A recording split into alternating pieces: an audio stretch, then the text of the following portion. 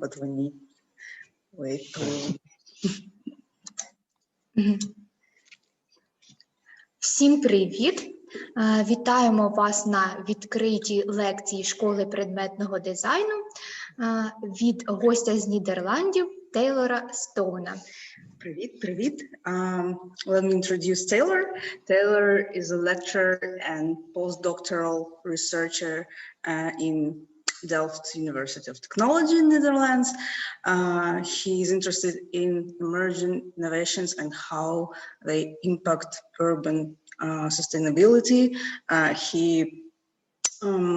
specializes in urban lighting policy, and today he will give a speech about design, urban lighting design, and we'll have a Q&A session in the end of the presentation. So if you have any question, please write it below the post in our Facebook on our Facebook page, or you can join us in the Zoom and ask directly from Taylor.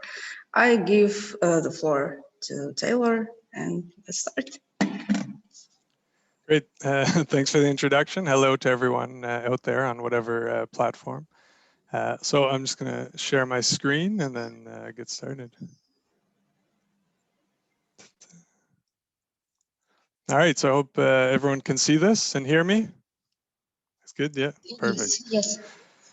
All right. Yeah. Well, again, thanks for the introduction. Very excited to be here and to participate in giving a lecture as part of this summer school on my topic, and hopefully connect it a little bit to some of the lectures you've been having over the last few days or few weeks, and maybe give some inspiration, examples, ideas for the projects you're working on right now.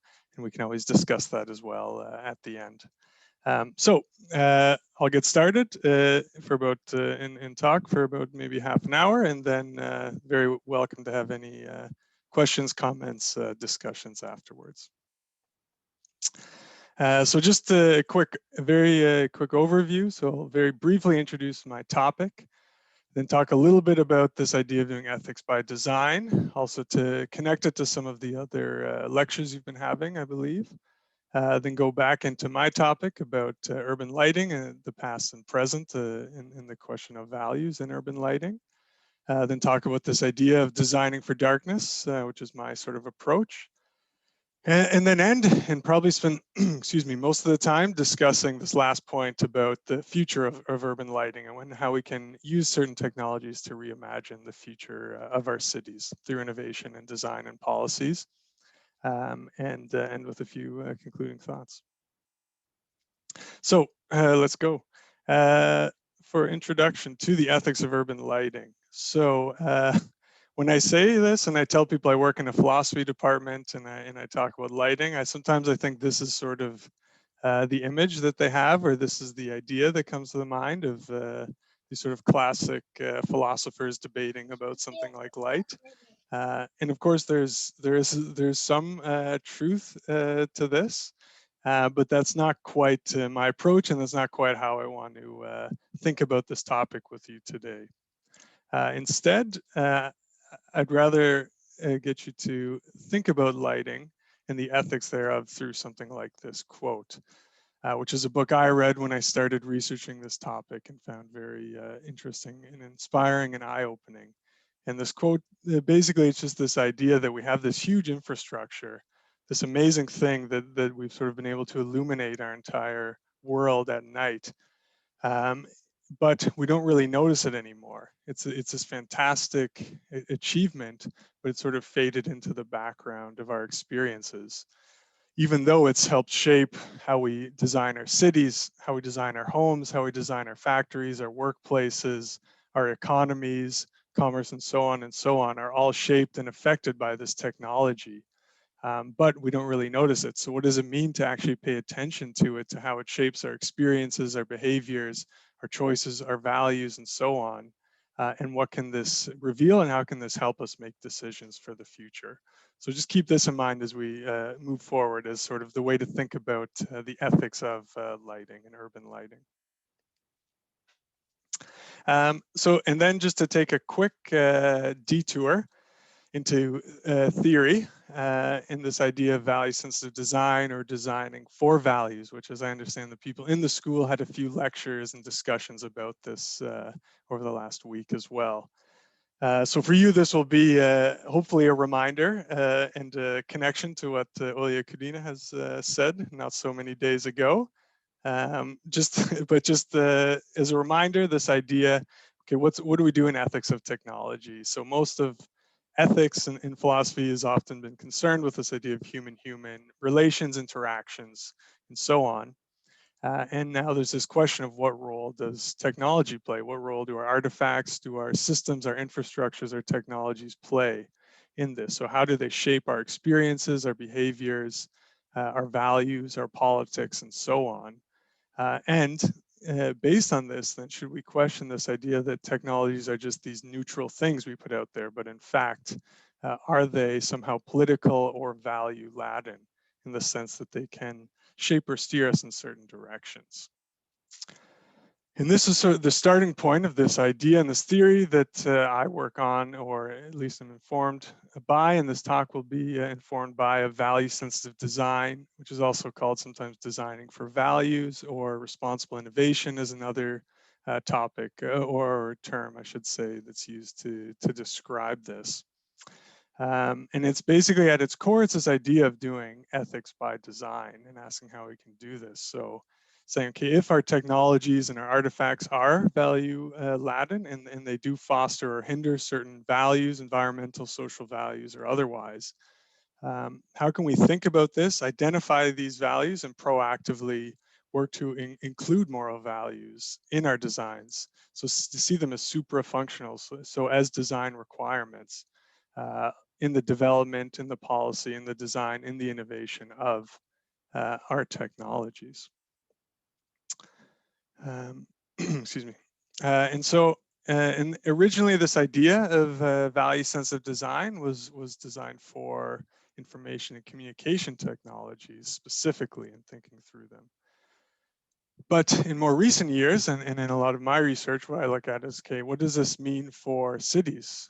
What does this mean for how we design our urban technologies and our urban infrastructure? So how can we design these things for values, like lighting, which we'll get back to soon. And so, and when you look at this, on one hand, I understand there could be some designers and architects out there in the crowd. So, you know, the one response is that something like architecture and urban design is always, there's always a question of values. It's always a value-laden endeavor. It's always, you're always designing towards some certain goals or ideals, whether they're aesthetic or environmental or social or otherwise. So what this theory can also do in this case is help to reveal and scrutinize some of these systems we have, these choices we make, design choices and urban design choices we make that we don't necessarily always pay close attention to, and use this to help try and reveal what the values and the moral questions are with these design choices and policy choices. So just for some very quick examples, maybe this came up in the lecture with Olya for those in the school. It's very, you know, a very mundane, simple technology, but of the speed bump, right? But this gives a script. This in fact, shapes our behavior. It forces us to slow down. So it has this sort of moralizing effect, and it controls how fast we can drive or otherwise in a certain area. There's perhaps some more obvious things like this idea of hostile architecture that's explicitly designed for people not to use the space, or, you know, for skateboarders not to use a certain bench.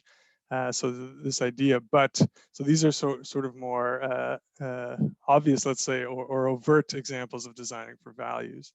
But when we start thinking about these moralizing tones, we can also think about these bigger systemic and urban planning and design choices we make, and what values about privacy, separation of work, connection to green space, or otherwise, that these sort of ideals in certain parts of the world, what they're informed by, but also what the other side of it is. So what technologies like cars actually enable these sorts of residential complexes, and also what the health and environmental effects are for us, for the planet, of these sort of choices that we're now left to deal with. In thinking more towards the future, we can also think a little bit about our visions and our ideas and our ideals for the future of our cities, and these sort of plans we put forward, like this one, which was for the now canceled waterfront Toronto project by Google, which is where I'm from Toronto originally. So yeah, I mean, there's some very nice ideas here, but then again, there's a lot of things that aren't shown about questions of privacy and surveillance and power dynamics and who should have control of the public sphere. Not to mention this sort of funny thing that even though it's in Canada, it's still, they always show their renderings as a sort of beautiful sunny summer day, which is maybe a different issue. You know, so then we can, again, look at these sort of utopic ideals of the green city, which are, you know, there's a lot of awesome things about this, but then we can ask who's included and who's not. So we start thinking about questions of justice, inclusion, and on a global perspective, what do these sort of visions of the future mean for other parts of the world, and how can we think through these sort of questions on a larger scale? So just to sort of sum up, so we're talking this idea of value sense design, designing for values in the city. So you know, there's this very frequently cited or paraphrased quote from Winston Churchill that we shape our buildings, then they shape us. Is this nice way to sort of sum up this idea. But I think the other thing to really emphasize and to think about is that this isn't the full story, because we have all these, you know, things like cities and urban infrastructures last for so long, and no matter what, we have to respond to them. So our current choices have to be based on the choices that were made in the past generation. So we're sort of stuck in this. And so it's not just that we shape our buildings, then they shape us. It's that after this, we have to then respond to that and shape them again. And then the next generation or the next design choice has to respond to that. So we're always sort of stuck in this sort of endless cycle, let's say. And in that sense, then it's very important to really think through what the values are and what the ethics and the politics are driving our design choices, and what the impacts will be as best we can anticipate what they will be. And so with that little sort of a theoretical detour, let's say, let's get back to the topic of this lecture, which is nighttime lighting. And first look a little bit at the past and the present of urban lighting from this perspective of value sensitive design. So what can we, if we look at the history and in the present context, what are the values and issues that are there that we are responding to now that we're going to have to deal with in some way and should take account of in our design and policy choices? So we don't have enough time to go into the history, but there is a very well-documented and fascinating history about the modern history of public lighting. If you're interested, send me an email. I'm always happy to talk about this stuff. But in very brief terms, it sort of starts in the mid 1600s, at least in the European context. This is when the idea of public lighting in the modern sense really emerges. And through successive developments of different technologies and changing social conditions, it's sort of evolved ever since. Excuse me. And even in these early days, there were a lot of values that were really closely tied to this technology and to this project of illuminating our nights. The first and the most central is this idea of safety and security, which was always and always has been really closely tied to our public lighting and to the goal of public lighting, something that I'll come back to a little bit later, and always happy to discuss, because when I talk about darkness, this is usually the first question I get. So maybe there'll be time to discuss later. But other values too, like public order, which is maybe the positive side. The negative thing would be to say something like surveillance, state surveillance, but it's always been closely tied to lighting as well. Things like wealth and prosperity, especially at the start of the 20th century with the invention and proliferation of electric lighting. This was very much seen as this modern thing, and there was actually competitions between cities and countries to see who could have the most lights. Like this picture here was actually a world fair, where you can see they very much went a little bit overboard with the amount of lights they had in that design. But also other things like nightlife, that maybe we don't appreciate that this idea and this sort of thing is really possible because of this technology. And actually the term nightlife only really came into usage around the mid-1800s, once gaslight had proliferated and people could really go out at night and use the streets in sort of a new way. Also things like civic and artistic expression. And more abstract values like progress or modernity, which has also been very closely tied to this technology, especially electric lighting. So if we sort of jump ahead a few decades, we can also see in our present situation and going back a few decades with the rise of environmentalism and environmental ethics, combined with this sort of idea I started with, that electric lighting had sort of faded into the background of our experiences and was taken for granted for a while, that some new ideas and perspectives started to emerge about this technology. So in the 1800s, there was even this idea of lengthening the day or turning the day into night. This was sort of a stated goal. But more recently, people have started to pay attention to the opposite side of that. So in this world where we have so much abundant artificial light, what are the consequences? What are the costs? What have we lost by cutting ourselves off from the night sky, for example? But also, what are the impacts of this technology now that we've spread it across the world, basically? And the idea that's usually used, and the term that's usually used to categorize these effects now, is light pollution. Is this idea that now our light, or at least our light, if it's not used properly or used in the wrong ways and in different ways, can be polluting and can have these different negative effects. So light pollution is this term that's usually used to categorize both the causes, so the different reasons or the different ways that light can be bad or have negative effects, but also the effects. So the effects on energy usage, on our health, and so on.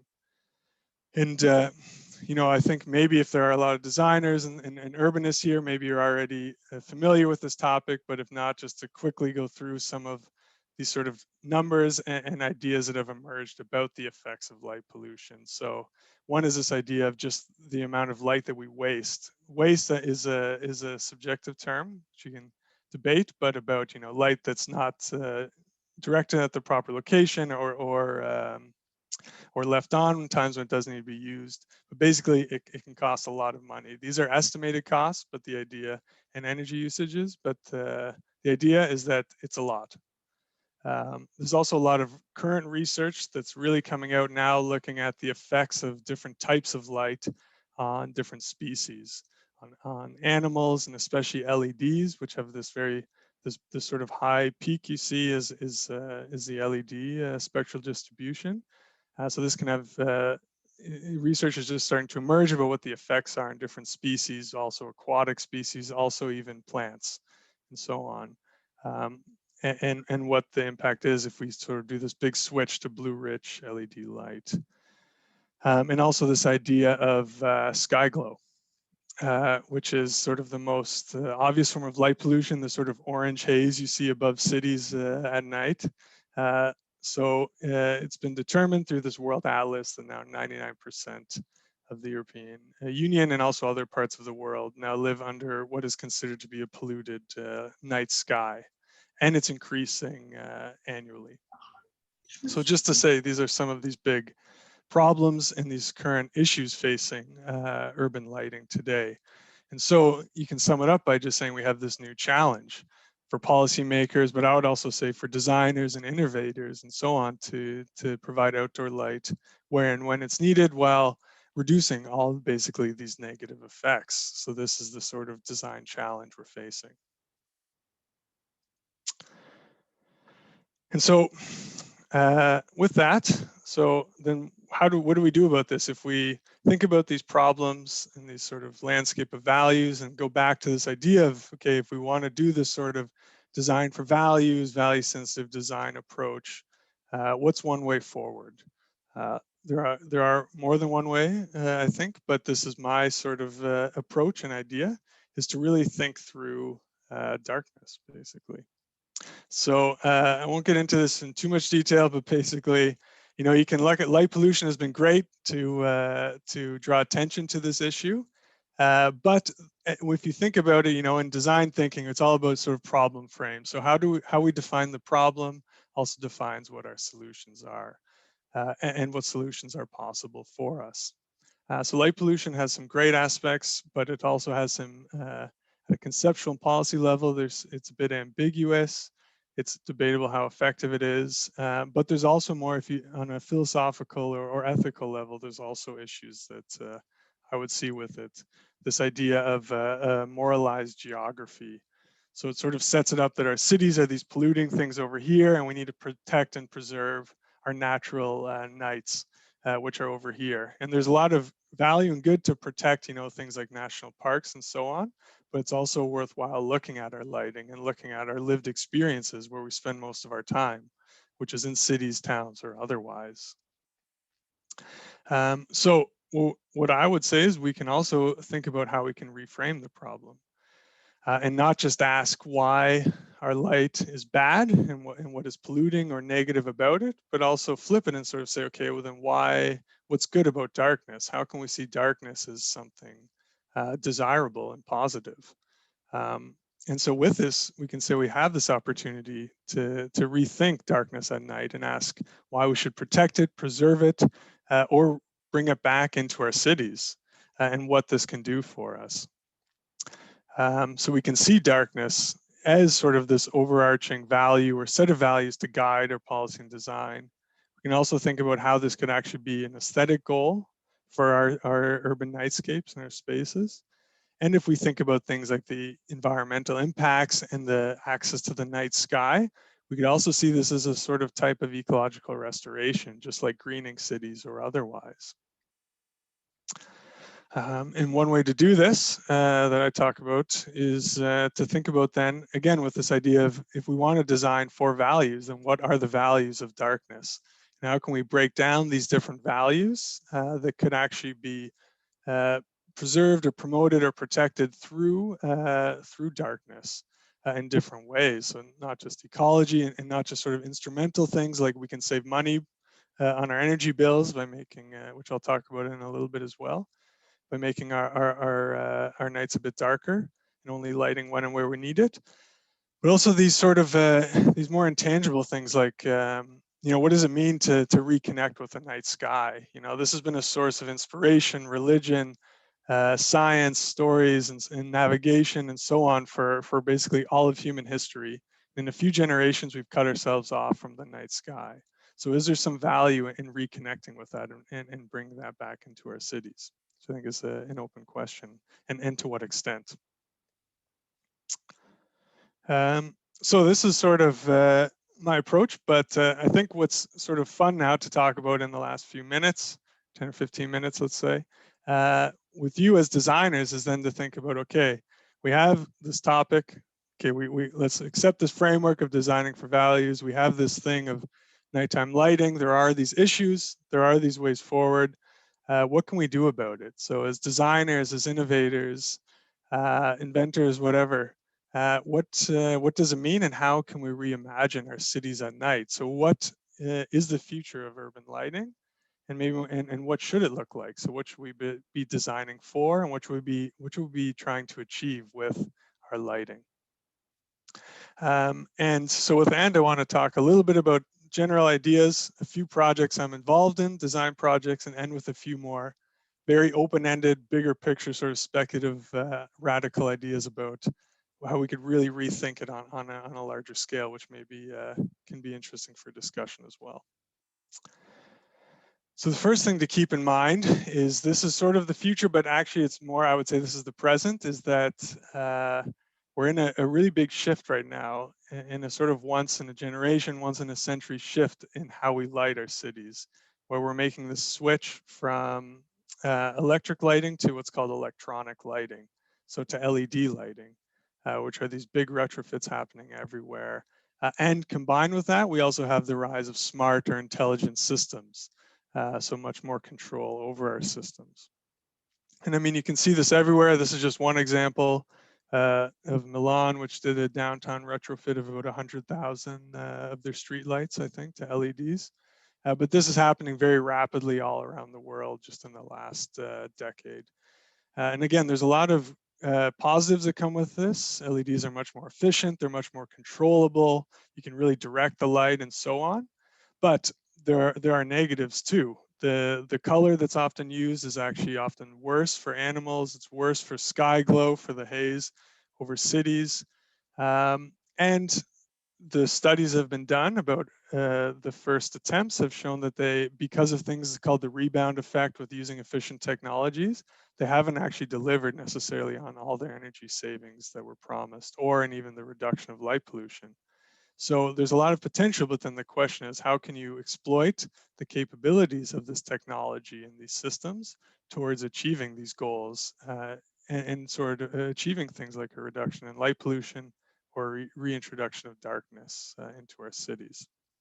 So in this current moment, you can sort of see that there's a sort of intersection. There's these new values and new concerns, but there's also new technical innovations coming out, smart cities, LEDs, but also other technologies I'll talk about in a bit, like bioluminescence.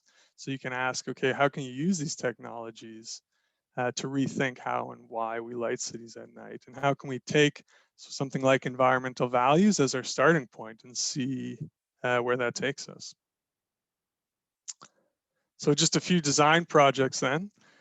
So one I've been involved in here in Delft with a local design firm from Rotterdam called Atelier LEK, is looking at park lighting. So looking at a park here in Delft and coming up with a lighting strategy with them and with that very long Dutch word in the bottom left is the business association of the Delftse Hout. So working with some local stakeholders. So it's this park, it's right beside Delft city center, but it's very close to The Hague and Rotterdam. So it's in this very industrialized area. There's also a lot of greenhouses around it. So it's a very bright area. It's actually, I think, the brightest area in Europe. But the park still doesn't have so much lighting. And it's an important dark space and green space for the residents and for the local ecology. For example, it's a bat foraging site for bats. So our sort of design challenge with this was to think through how can we come up with a strategy, because one of the questions too is, okay, how can we make this park still safe and accessible for people to use it to bike through? This is very Dutch, I know, but it's often used. People bike through the park. It's a commuter path. Kids bike through to their sports clubs at night. So how can we still make it accessible and safe, but also preserve it as a dark habitat? So our sort of approach and proposal was to think about this urban planning idea of urban acupuncture and apply it specifically for lighting. So to think, okay, what do we mean to have light or dark acupuncture? So how can we do these sort of targeted pinpricks through the site that can be effective at achieving these identified goals that we had worked on with the stakeholders? And for time, I won't get into too much, but we can discuss after if you're interested about sort of safety, but also ecological conservation in the park. So how can we identify these different sites that are important and really do these sort of targeted interventions and really focus on the quality of lighting over the quantity, and exploit, again, things like LEDs and smart systems to actually preserve or even create a darker space than it is now, while still achieving these ideas of safety and accessibility.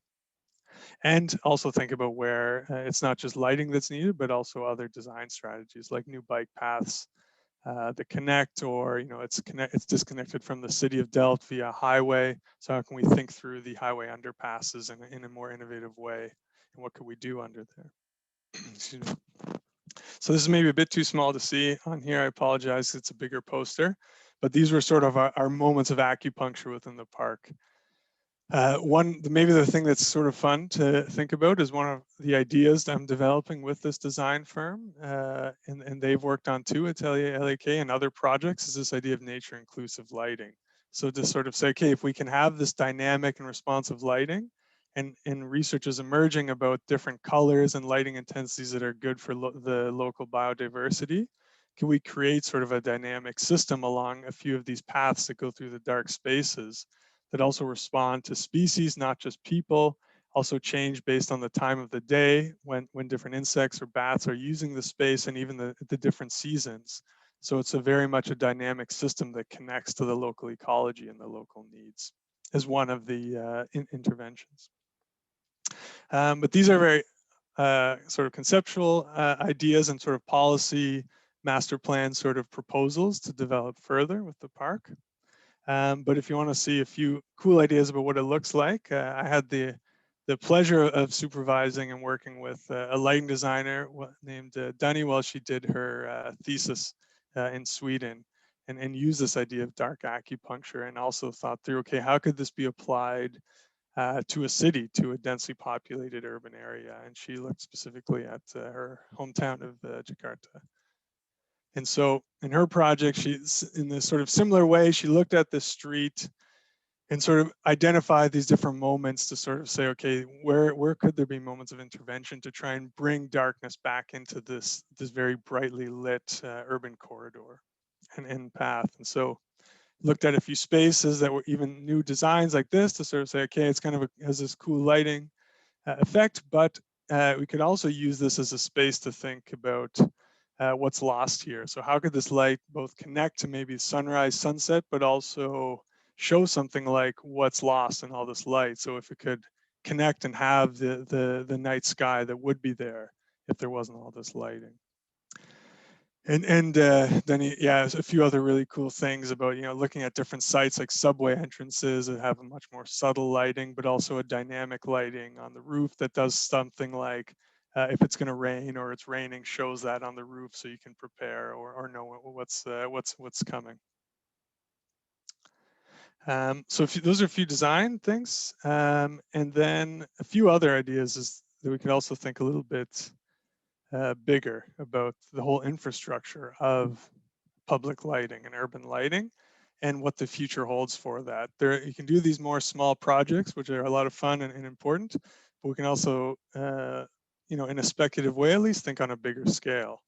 If we think about the infrastructure, what that means is thinking about streetlights and thinking about public lighting and this infrastructure that's now everywhere in every city. And there's a lot. I mean, cities have hundreds of thousands. The bigger the city, it's very hard to get an exact number on these things, and these numbers are already probably about 20 years old, so they're quite outdated. But over 100 million streetlights use a lot of energy. It's the main source of our illumination at night. These stats are from the United States, how much it costs, but these usually correspond to some degree. They're just the amount of cost and the amount that cities actually spend on their streetlights, basically. And if we think about streetlights and think about how much we want them or not, again, you can sort of look back at the history and realize that they do carry a sort of a complicated history with them. As I said, there's this sort of two sides to it. They were installed as this means of safety. But also accompanying that is this idea of surveillance, right? And even going back to the French Revolution, actually, there's this idea of lantern smashing was a thing during the French Revolution, because they were seen as both a literal and symbolic of the regime. And so they would smash lanterns at night. And when they overthrew the government, they actually used the lampposts as galleys, as this sort of picture, sort of somewhat dark picture shows. And even with the invention of proliferation of electric lighting, there's a very famous quote from the police chief, I think, of New York City, who had said, for every street light erected, that means one police officer removed from the city. And we can see this happening again today with the smart lighting and these new lampposts being fitted with cameras, sensors, and so on. We see these debates about privacy and surveillance emerging again in our present context. So what would it mean to move beyond or to rethink what our public lighting is on a larger scale? This book is available. It's a really cool book from this sort of professional lighting design convention, it's called. They had this competition a few years ago, and they invited some big lighting designers from around the world, as well as student teams, to propose their future for, I think it was 30 years in the future, what cities should look like. And most of them did not have street lights, but they proposed a lot of very radical ideas about you wear, night goggles, or you have drones and stuff. There's a lot of which come, of course, with their own ethical issues, but there was a lot of really interesting speculative designs about what the future could look like.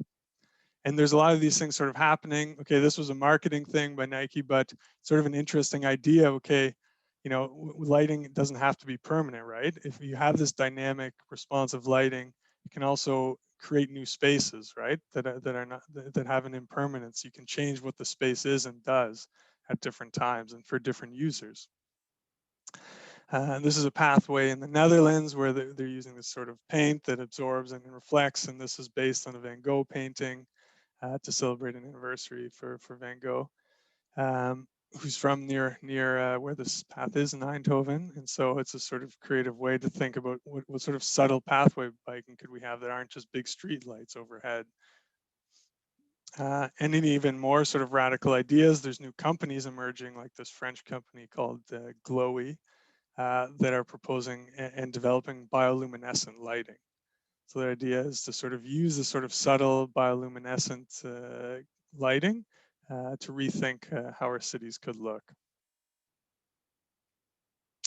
And to think even maybe bigger than, so just lighting, if you think it more broadly and sort of say, okay, if we think about this as an urban design challenge, of which lighting is one component or one piece, then you can say, okay, what other innovations are coming up around AI, automation, or otherwise that could also lead to a rethinking of our urban nights, our urban, suburban, or otherwise, our nightscapes, and what they should look like and what they can look like, and what the purpose and function of our lighting is.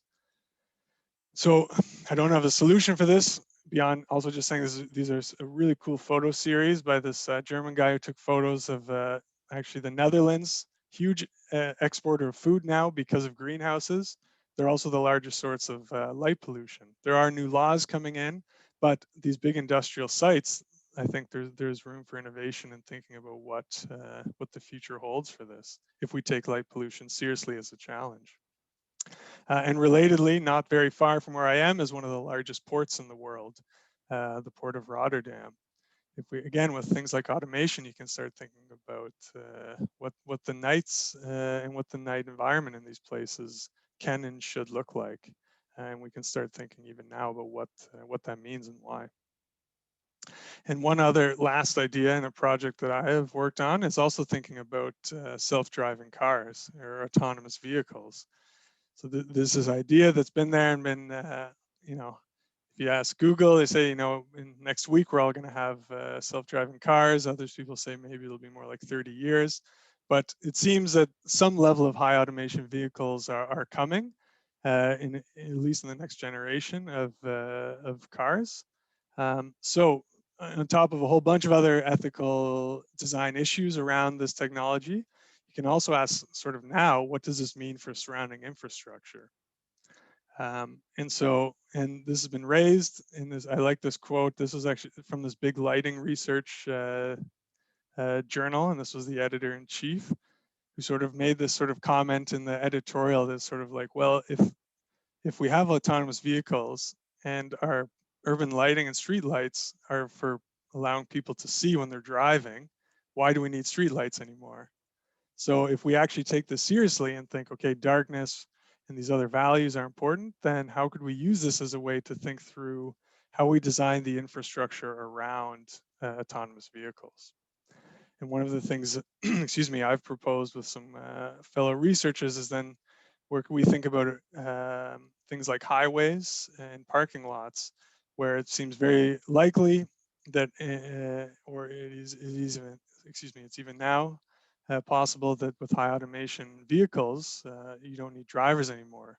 So you can start thinking about what the function is of this lighting and with some small design interventions, how you could design these spaces to basically to drive in the dark.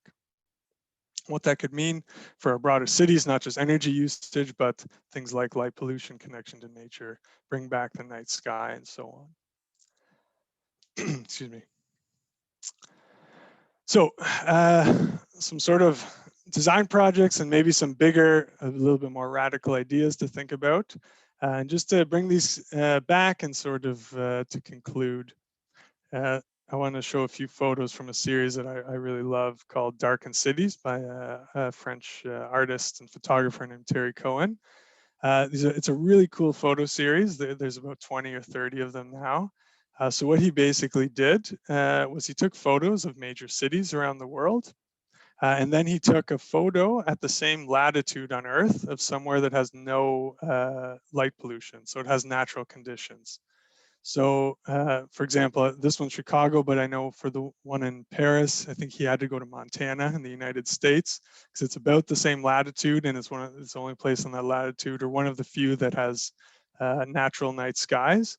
And then he superimposes them to sort of say that actually, if you turned off all the lights in a place like Chicago or in Rio, this is what the night sky actually looks like there. These pictures I think are super beautiful. They're also a bit haunting because they also took out all the people. So it also has a sort of post-apocalypse sort of look to it, right? But you know, these aren't ethical statements. These are artistic statements to sort of show what's hidden behind our light in these major cities. And I think they're really useful to think about and look at to sort of say, well, first of all, what would it mean to actually have cars there? What would it mean to have a nightlife below this? Is that possible? But also see it as a spectrum. So we have sort of our cities as they are today, and we have this sort of other extreme of no light, and sort of ask then, where do we want to be on this spectrum, on this continuity? What aspects of both of these possibilities, these possible cities do we want, and what can we do to achieve them? And this is the Paris photo, actually. And so, you know, it can end, and I think something like this quote's really nice then to just sort of think about it. If we think about urban darkness and it's sort of revaluing, we shouldn't necessarily see it as this evil thing or this thing that's about a gloomy or this backwards sort of pre-modern thing, but it can also be seen as a sort of re-enchantment of our cities at night. And if you're interested, I think maybe you sent this. These are some of the things I've written about this that this is based on. And with that, I would say thank you. And yeah, if there's questions and comments, I look forward to discussing. Taylor, thank you so much for this lecture. It was incredibly interesting. I think that our Vita, are you here with us? Do you have any questions? Because we have a few on here. Okay, let's get started with our questions.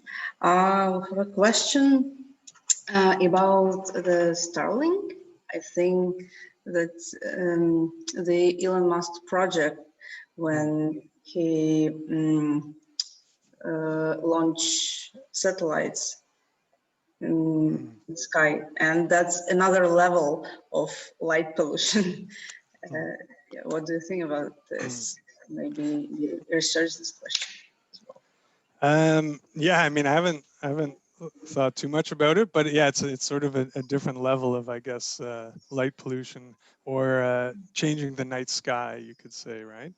And so I think, yeah, with anything like this, it's well, like all these things, it's a question of trade-offs as well of what this can bring, was needed, and also what is lost by this. Because, yeah, I mean, I wouldn't say I'm against it, but the one thing I would bring up is, yeah, you could think about this idea that currently the night sky is this very unique sort of environmental issue because, okay, if we cut down the rainforest, it's sort of gone for 50, 100 years, you know, and we're using up these resources and animals are going extinct. These things are sort of irreversible, but the night sky is not irreversible, right? If you've ever been in a blackout, I was in a big blackout in Toronto. the night sky comes back. We haven't actually done anything to it. It's just temporarily hidden behind these lights we've created. If we sort of fill up our space around Earth and in the orbit with things, maybe this changes this a bit too. So maybe that's sort of an open question of what is gained and what is lost on a sort of at least a cultural level. So I don't have a good answer for that, but I think it's worth considering again in the sort of designing for values idea, before we just sort of do something and then look back and say, oh, maybe we shouldn't have done that. Maybe it's worthwhile to think through a little bit these different values that maybe aren't being discussed yet with some of these projects already, and think about what impact they could play. And again, not to say it's either or, but think about if it's possible to have both in some way. Do you know any information that Starlink has some consultations with ethic designers about this light pollution, or do they like work on this? I don't personally know, so I can't answer that, sorry, but I think it's a great question. So if there's someone out there who does know, send it to me, or someone who wants to research this. As you research it, send me your results, because or you have Elon Musk's number and can talk to him. Let me know how it goes. Twitter. That would be really, We have his Twitter. Yeah, tweet at him and see what he said. But it could be interesting to see what solutions they could come up with, right? So, but sorry, no, I don't know so much about the details of the project. Cool, thank you. Another question we have about the project you was involved in Delft, the aquaculture lightning. Do you have you already maybe mentored the level of criminality in this region, or something like this? Maybe other parameters of the area which may be changed with their lightning. Yeah. Excuse me, sorry. Yeah, so first I should say this is an ongoing project, so we haven't installed the light yet. Oh, okay. It's just at the stage of proposing a plan and a strategy. So I can't say what the effects are, but yeah, we have some details, and we've spoken to some police officers about the crime, and there's not so much crime. The big issue is, yeah, I mean, it's a space outside the city that has some empty parking lots, so kids go there and use drugs and stuff. There's some petty sort of crime that happens there.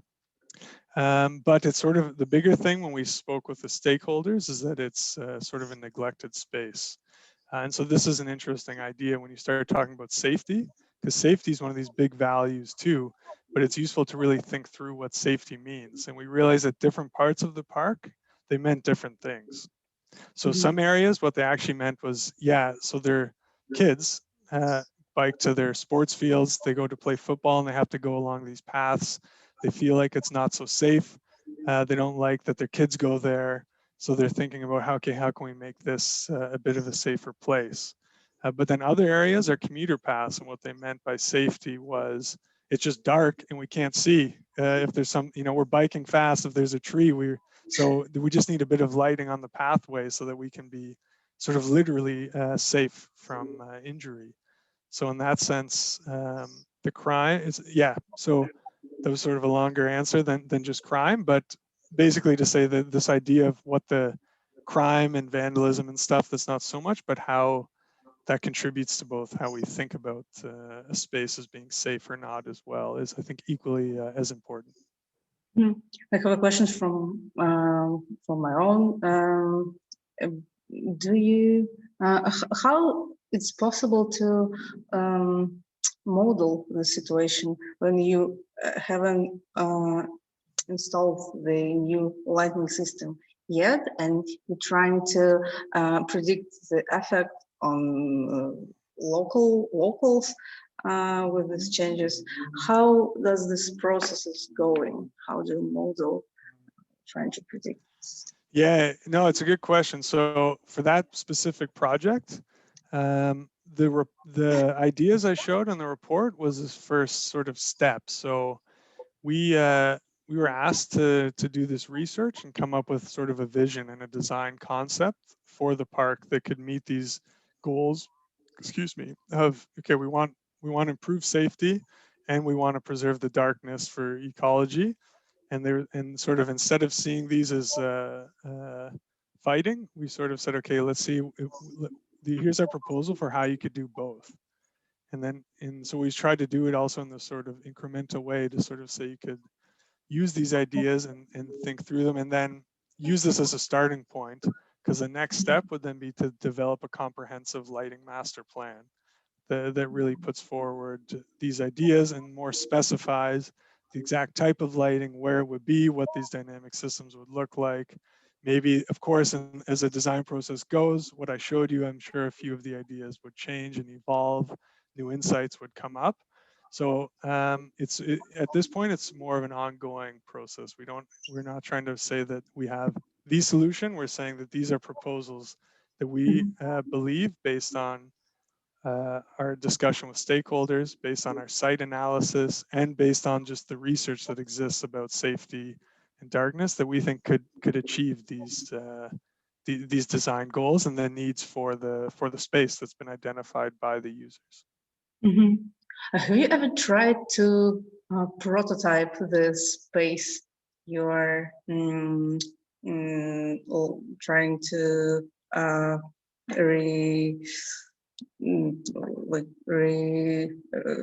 renovate the light system? I mean, is this? Have you ever tried, or maybe your colleagues tried to prototype the space in a real size? I mean, make a small piece of the park with this lighting system you're developing and all the stuff. We haven't yet. That's what we're really hoping that we're going to be able to do that, or have some student teams sort of take our ideas and develop it. So that's hopefully the next step, is to have some pilot projects for sure. Because I think it'd be fun, and I think as you know, as design goes, I think that'll reveal some things that we haven't realized, and will let us see, okay, does this actually work, right? Is this going to deliver the energy savings? Is it going to serve these needs of wayfinding along the paths and so on? Works for people. Exactly, right? And yeah, so that's, I think, going to be the hopefully it happens soon, and I think that'll be very exciting to see, and a fun project to see if we can get a pilot in there, even a single light somewhere. Okay, I think that we don't have enough other question. Maybe in Facebook.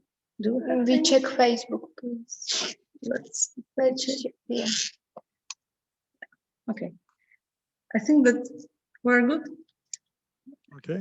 Thank you so much for this interesting speech, because as for me, that was really open-minded lecture about the light pollution, and I really started to think in a different way about smart light switchers, which before it looked for me as a fancy thing, because it's good to save energy and all the stuff, but I've never thought about light pollution. So yeah, thank you so much. All right, happy to be a part of the school. Great. So thank you for watching us, and have a nice evening. Yeah. Yeah. Bye. Bye. Bye.